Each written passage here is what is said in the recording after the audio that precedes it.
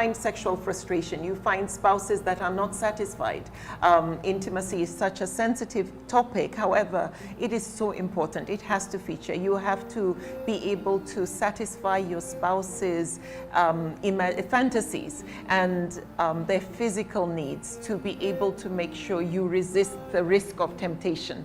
Part of the obligation of marriage to a man is to satisfy the wife's needs, to be kind to the wife, and to make sure in so doing he and the wife are both chaste. You do not want to starve your partner sexually, whether it's the wife or the husband, because that leads to trouble. So in that regard, sometimes we get into marriages extremely shy, both male and female.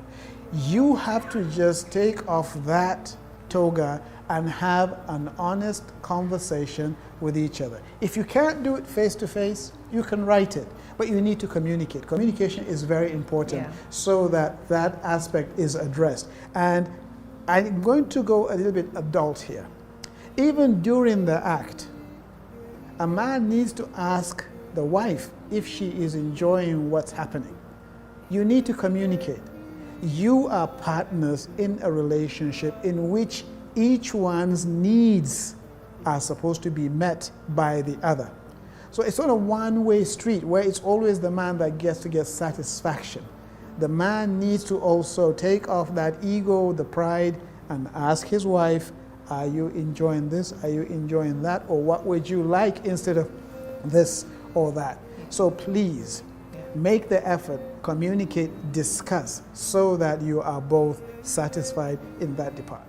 Yeah, and I think another thing that is important is part of this issue to do with intimacy is there needs to be variety.